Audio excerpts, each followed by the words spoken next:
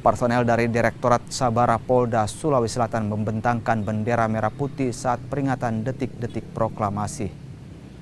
Dengan diiringi suara sirine, seluruh pengguna jalan berhenti dan memberikan penghormatan saat perayaan Hari Kemerdekaan Republik Indonesia yang digelar pada 17 Agustus oleh personel Direktorat Sabara Polda Sulawesi Selatan di Jalan Boulevard Makassar.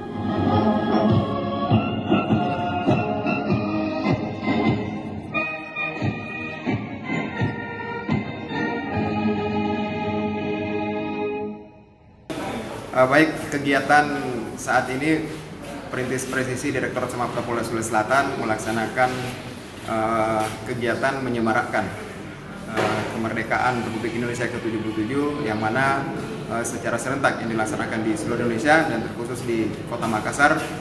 Dari unit Perintis Presisi melaksanakan kegiatan penghentian seluruh kegiatan yang ada di jalan raya, khususnya di Kota Makassar, di mana kami menghentikan seluruh kendaraan, kemudian mengajak masyarakat pengguna jalan raya untuk turut serta memberikan penghormatan terhadap bendera merah putih yang telah dikibarkan oleh salah satu personil dari Perintis Presisi Direktorat Samapta Polda Sulawesi Selatan.